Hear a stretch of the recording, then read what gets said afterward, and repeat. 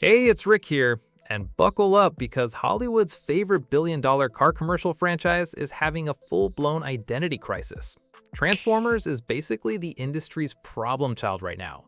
Everybody wants a piece of it, nobody knows what to do with it, and the clock is literally ticking. Here's the deal.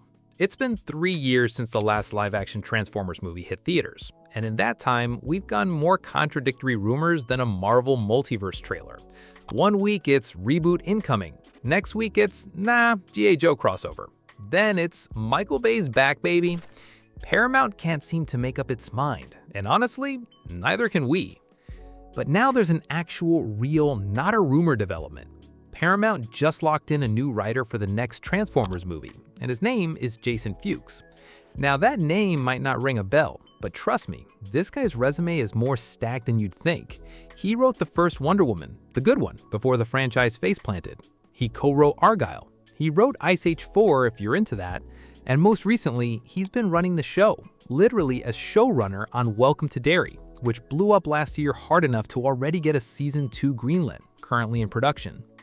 So on paper, this is a genuinely solid pick. Fuchs has proven he can juggle a massive existing universe, Stephen King's in this case, and still make it feel fresh for a new format. If anyone can drag the Autobots out of their creative rut, it might actually be this guy. Plot details are locked in a vault, obviously, and even the title's a mystery. But here's Rick's hot take. I'd bet money this thing picks up right after The Last Night, not some spin-off nonsense, and I'll tell you exactly why in a second. Now here's where it gets spicy. Alongside the new writer news, we're also getting near official confirmation on the producer lineup, and it's the OG crew: Steven Spielberg, Lorenzo di Bonaventura, and drumroll, Michael Bay. Spielberg's been quietly attached since day one, same with Bonaventura. But Bay, he'd been getting shoved further and further into the background on the last few films, basically a name on a poster at this point. So the fact that he's suddenly back in the producer credits is a big tell, especially with insider chatter that Paramount's actually been negotiating with him behind closed doors about directing again. Fuchs might write a killer script, but somebody's gotta actually run that set, and Paramount clearly thinks nobody does chaos on explosions quite like Bay. We'll circle back to that. First, there's a second, completely separate project cooking, and it involves G.I. Joe. Okay, plot twist number 2. Paramount didn't just hire one writer, they quietly brought on a second one for a totally different project.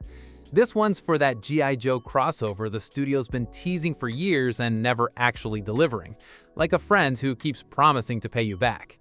The writer here is a guy with a reputation for basically printing money. He's touched the Jurassic World trilogy, Kong Skull Island, Detective Pikachu, Star Wars Rise of Skywalker, and Jumanji. Now look, every single one of those movies has caught serious flack online. A couple even scored Razzie nods. But here's the thing, Rick doesn't care about vibes. Rick cares about box office. Every one of those movies turned a profit. Half of them cleared $1 billion.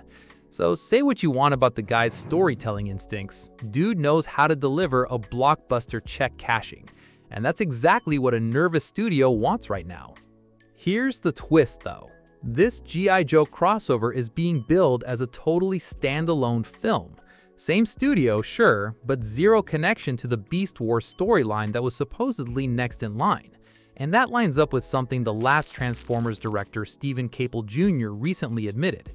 He's fully off the franchise now. Says he pitched ideas for a sequel, was ready to come back, and it just didn't happen. Ouch. He also mentioned the crossover's been stuck in limbo, and from what he's hearing, the Beast Wars storyline is straight up dead. That's actually consistent with rumors from a couple months back, claiming the joint Transformers G.I. Joe crossover got shelved indefinitely. So here's Rick's read on the situation. Paramount didn't kill the crossover idea entirely.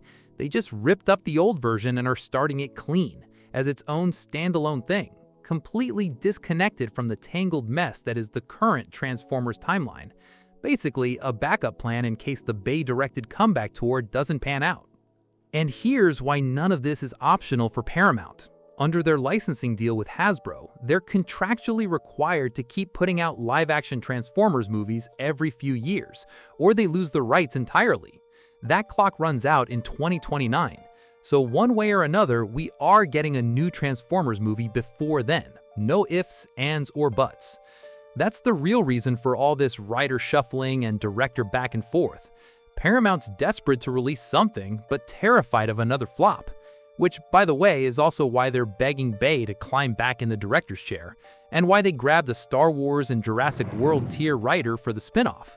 One of these guys basically built the entire Transformers universe from scratch and consistently pulled in $500 million per movie. The other one writes movies that clear $1 billion no matter what critics say. Paramount needs both of those energies right now, especially since they just swallowed Warner Brothers whole in a deal worth over $100 billion. And the last thing they need is a money-losing tentpole dragging down the balance sheet. So here's the million-dollar question. Can a new movie actually fix Transformers? Because honestly, the franchise doesn't even know what it wants to be anymore. Go back to Bay's original trilogy. That was peak turn-your-brain-off cinema. Maximalist explosions, slick visuals, a Linkin Park needle drop over every third scene, and the plot with the depth of a puddle. And that was the point. People showed up knowing exactly what they were getting. 2 hours of stuff blowing up real good.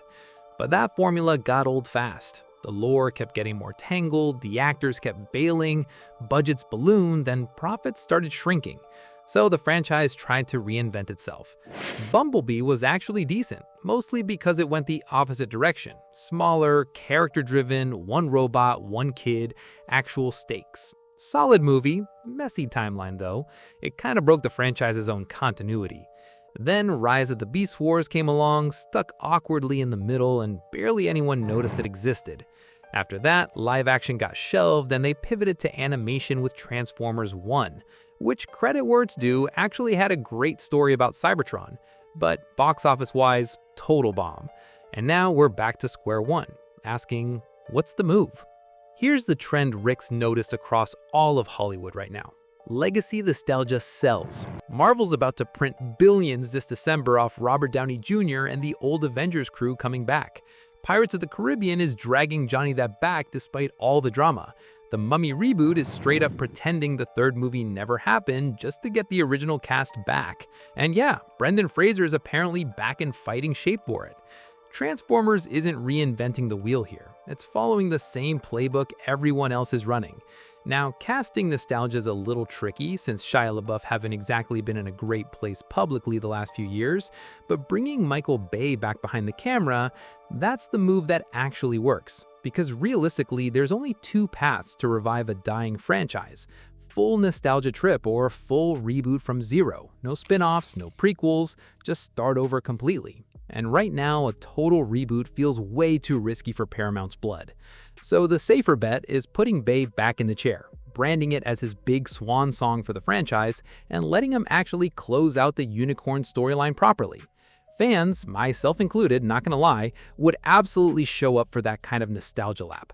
Then, once that's banked and successful, that's when they roll out the G.I. Joe crossover, riding the goodwill instead of gambling on it cold. Meanwhile, still technically alive but clearly on ice, is Josh Cooley's animated Autobots movie. The Transformers 1 director apparently got a green light for a full feature, but it's been quietly shelved while Paramount focuses on the safer, more bankable stuff. Bottom line, a new Transformers movie is happening no matter what, within the next 3 years, contract deadline or not. Given production timelines and how long the VFX takes, expect an official announcement no later than next year. Synopsis, director attachment, the whole package. Rick's calling it now. Bay directs it, it's framed as a farewell chapter, and the G.I. Joe crossover waits in the wings until it's safe to launch. So drop it in the comments. Can Michael Bay actually pull off one last miracle for this franchise? Or is Transformers cooked no matter who's in the director's chair? This is Rick, that's the Film Flop Breakdown. I'll see you nerds in the next one.